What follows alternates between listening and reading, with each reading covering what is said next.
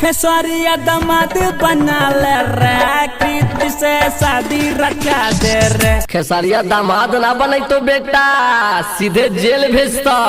हाली कृतिया के दीदी बोल दे, समझनी। Presented by Magahiya music. Khesariya के बेटी से राखी बंधवा अब करे बना ले तू बहिनी रे। खेसरिया के बेटी से राखी बंधवा गके सपनवा वाला तू गनवा ठीक नाही कैनी रे। गके दमदवा वाला तू गनवा ठीक नाही कैनी रे। खेसरिया के बेटी से राखी बंधवा ले अब ओकरे बना ले तू बहिनी रे। खेसरिया के बेटी से राखी बंधवा ले अब ओकरे बना ले तू बहिनी रे। खेसरिया के बेटी से राखी बंधवा अब ओकरे बना ले तू बहिनी रे। खेसरिया के बेटी से राखी बंधवा अब ओकरे बना ले तू बहिनी रे। Music by PM Bihari.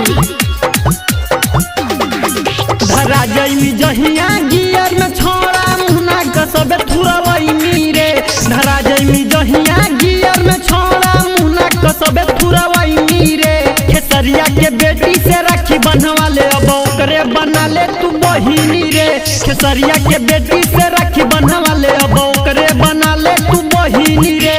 गंदा गंदा गाना लगा के यूट्यूब पर व्यूअर बढ़ाइनी रे। खेसरिया के बेटी से राखी बंधवा ले अब ओकरे बना ले तू बहिनी रे। खेसरिया के बेटी से राखी बंधवा ले अब ओकरे बना ले तू बहिनी रे।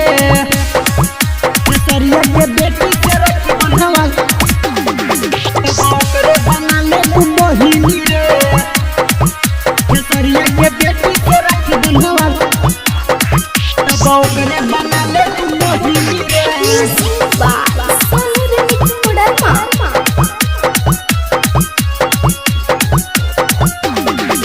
विजय बजरंगी पीएम बिहारी के दिलवा बहुते दुखैनी रे।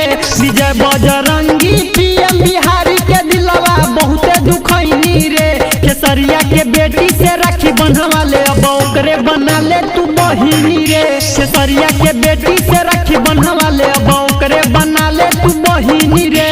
गके दमदवा वाला तू गनवा ठीक नाही कैनी रे।